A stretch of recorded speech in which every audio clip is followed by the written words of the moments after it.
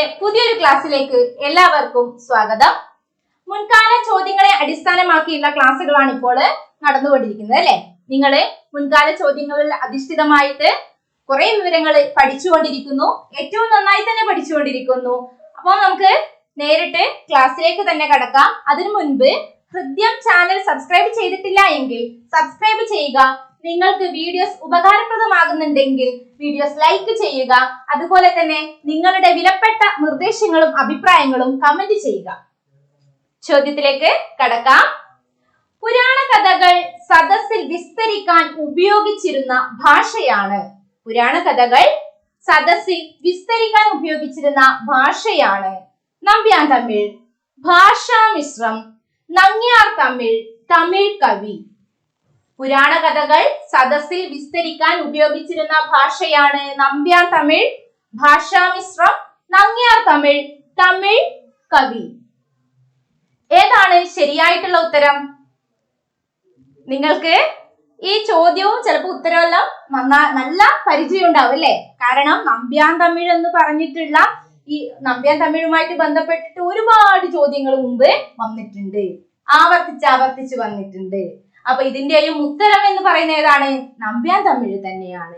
പുരാണ കഥകൾ സദസ്സിൽ വിസ്തരിക്കാൻ ഉപയോഗിക്കുന്ന ഭാഷയാണ് നമ്പ്യാർ തമിഴ് എന്ന് പറയുന്നത്. അപ്പൊ നമുക്കിനി നമ്പ്യാർ തമിഴിനെ കുറിച്ച് കുറച്ചൊന്ന് വിശദമായിട്ടൊന്ന് പരിശോധിക്കാം.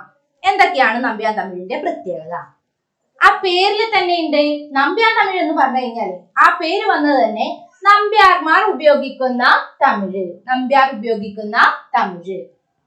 അതേപോലെ തന്നെ നമ്പ്യാർ തമിഴിന് മറ്റൊരു പേരും കൂടി ഉണ്ട്. എന്താണത്?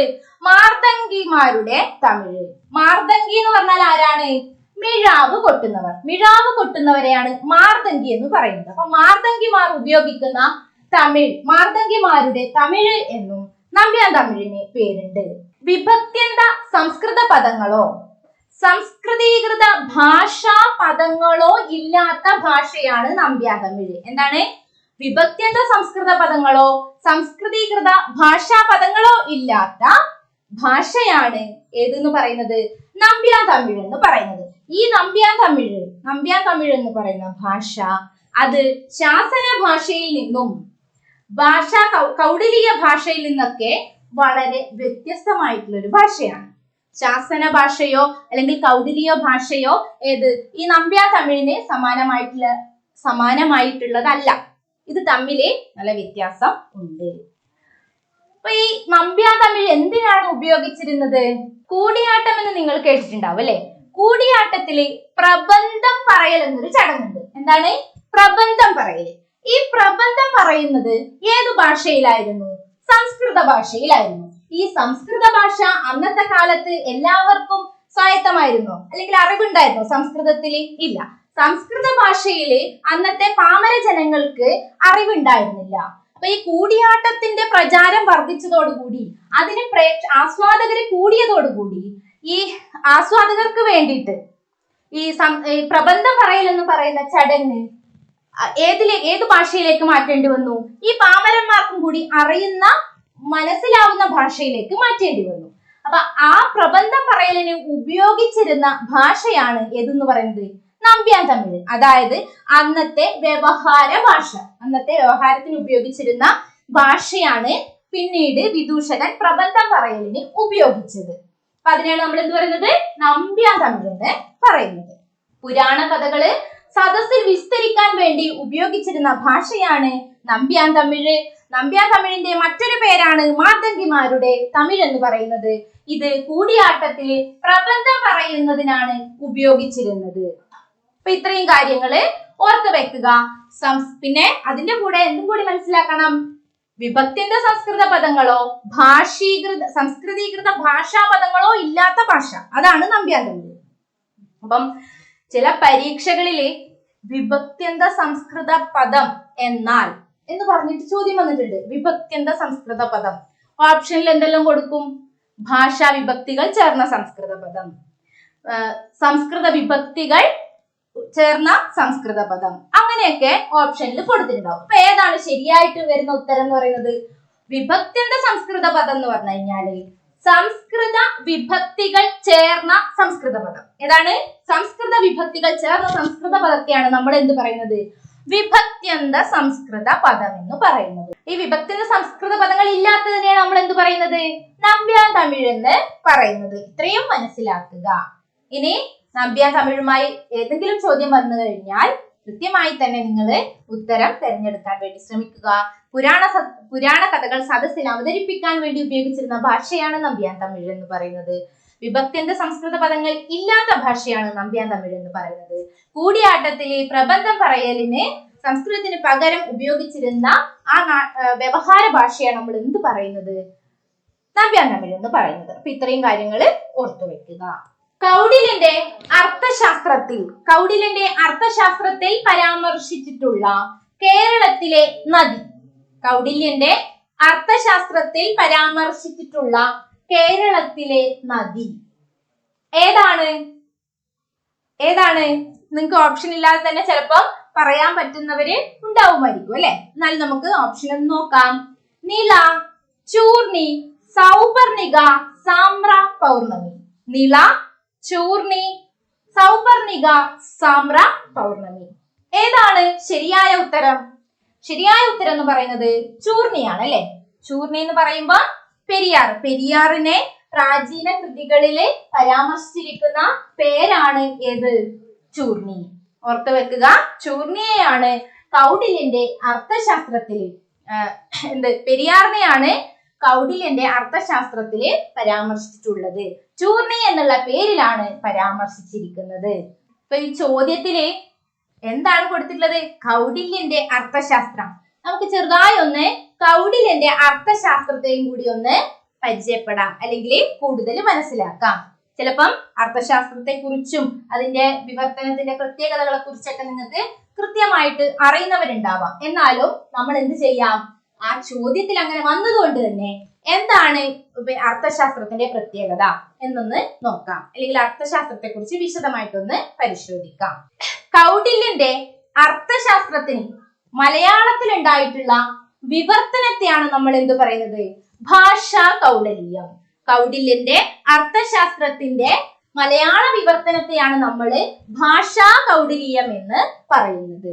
ഇതിന്റെ രചനാകാലം എന്ന് പറയുന്നത് 9 മുതൽ 10 ശതകം വരെയുള്ള കാലമാണ് എന്ന് ഉള്ളൂരും AD 1125 1200 ഇടയിലാണ് രചനാകാലം എന്ന് CL ആന്റണിയും പറയുന്നുണ്ട്.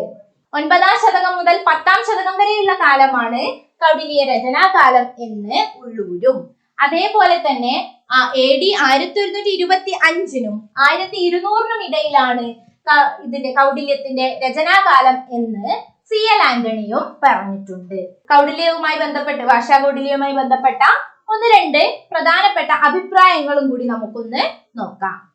പദ്യത്തിൽ രാമചരിതം പോലെ ഗദ്യത്തിൽ അനർഘനിധിയാണ് ഭാഷാ കൗടില്യം എന്ന് പറഞ്ഞിരിക്കുന്നത് ആരാണ്? ഇളംകുളം കുഞ്ഞൻപിള്ളയാണ്. ഇളംകുളമാണ് പറഞ്ഞിരിക്കുന്നത്. പദ്യത്തിൽ രാമചരിതം പോലെ ഗദ്യത്തിൽ അനർഘനിധിയാണ് ഭാഷാ കൗടില്യം. അതുപോലെ തന്നെ മറ്റൊരു അഭിപ്രായം കൂടി നമുക്കൊന്ന് നോക്കാം.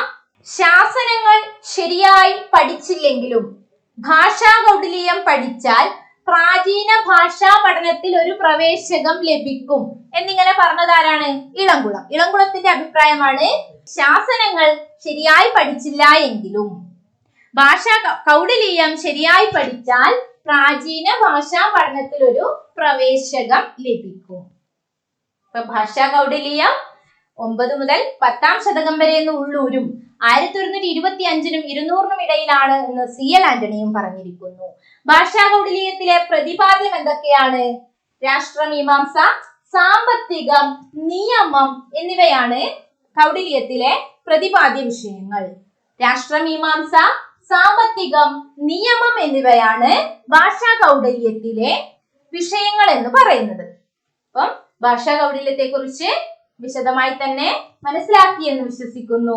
ഇനി നമുക്ക് അടുത്ത ചോദ്യത്തിലേക്ക് കടക്കാം. കഥ അനുസരിച്ച് എഴുതുക. കാലക്രമം അനുസരിച്ച് എഴുതുക. ഏതൊക്കെയാണ് ഓപ്ഷനിൽ കൊടുത്തിട്ടുള്ളത്? ചെമ്മീൻ, അവകാശികൾ, കയർ, തട്ടകം.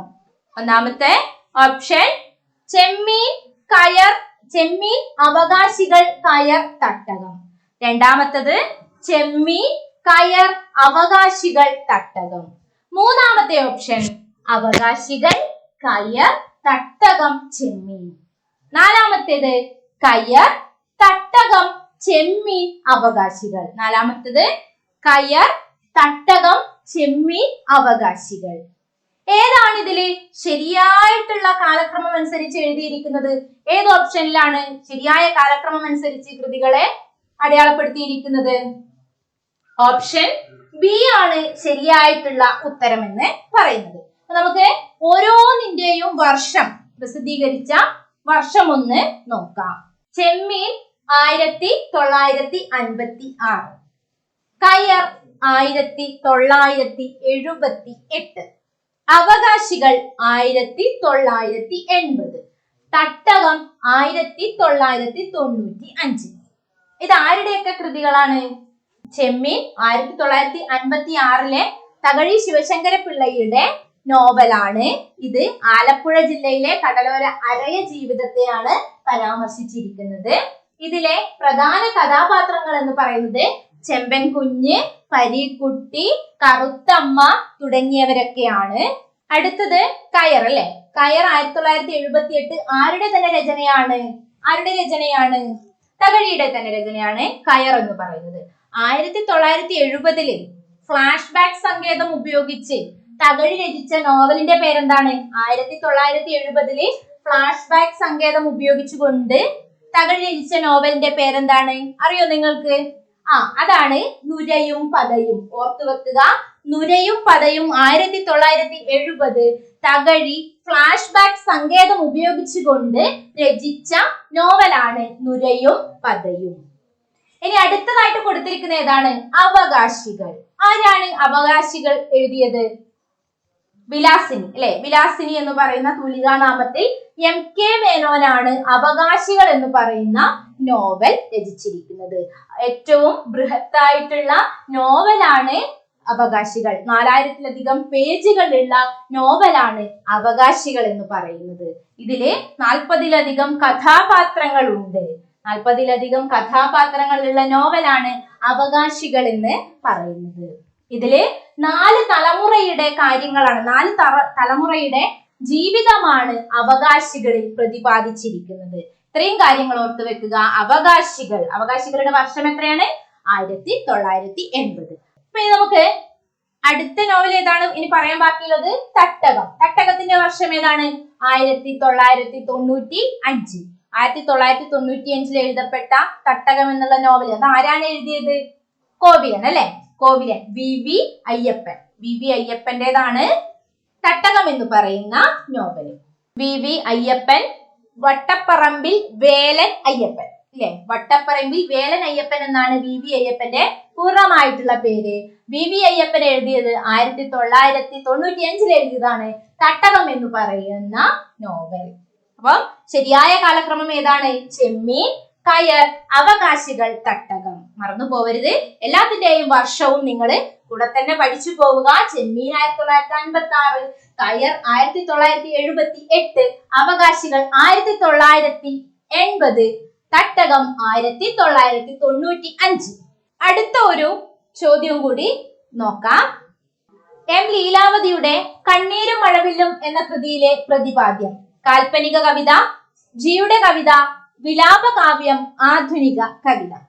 ഏതിനെ കുറിച്ചാണ് കണ്ണീരും മഴവില്ലും എന്ന് പറയുന്ന കൃതിയിൽ ഡോക്ടർ M ലീലാവതി പ്രതിപാദിച്ചിരിക്കുന്നത്? കാൽപ്പനിക കവിതയെ കുറിച്ചാണോ? ആണോ? ജിയുടെ കവിതയെ കുറിച്ചാണോ? വിലാപകാവ്യത്തെ കുറിച്ചാണോ? അതോ ആധുനിക കവിതയെ കുറിച്ചാണോ?